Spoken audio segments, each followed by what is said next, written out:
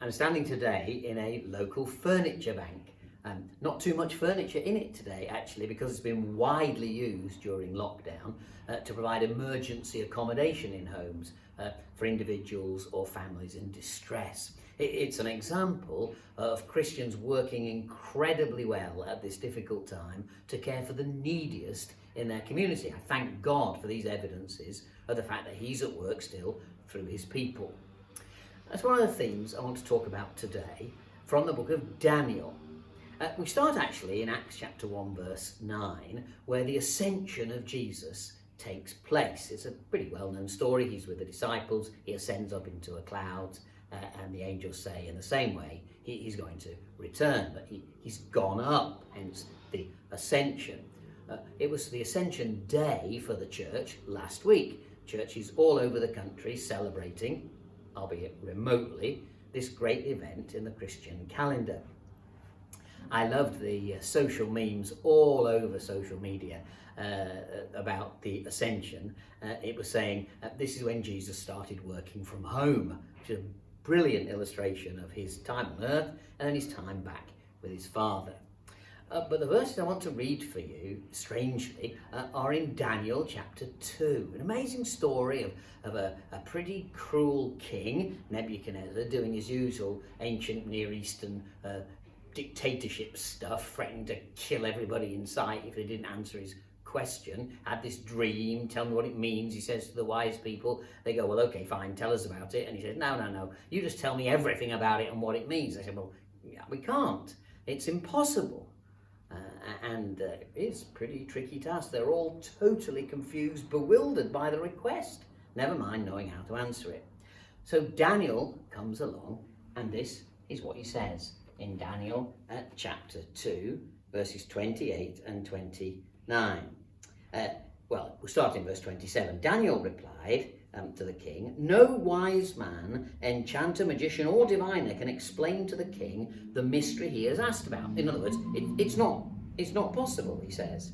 Verse 28, "But there is a God in heaven," that's the phrase to remember, "who reveals mysteries. He has shown King Nebuchadnezzar what will happen in days to come.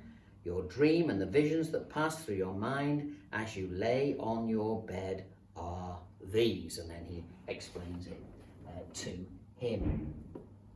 These are times of enormous frustration for many, many people. Some are coping quite well, others are finding it deeply difficult. Where is God in all this? Where are the meaning of life things in all this? Where is it going? Very confusing for many.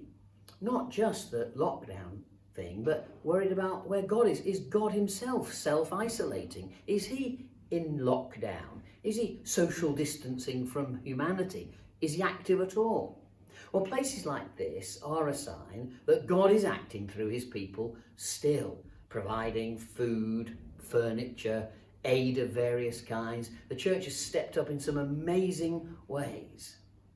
So God is active. He is alive. There is a God in heaven. The heavens aren't empty.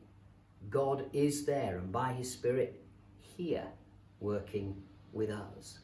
Many of us have questions. Perhaps you came into lockdown with anxieties, a cancer diagnosis. Perhaps you're worried about your health. Perhaps even now your job's deeply uncertain as unemployment looms over vast numbers of people.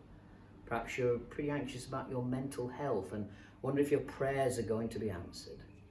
Well, I want to say, in this ascension period in the Christian calendar, there is a God in heaven. He does exist. He does love us. He is active. And so today, if you're really struggling with this whole thing for mental reasons, physical reasons, for whatever cause, know today that for a Christian, the secular answers are not the only ones. This is not just a way to get answers about health or economics, which is bombarded at us day after day. But it's a reminder that when all else fails to answer life's deep question, there is a God in heaven, and he can be trusted. He loves us and he cares for us, and he's never going to stop caring for us. And just like Daniel was telling Nebuchadnezzar, some things seem impossible and impossible to unravel.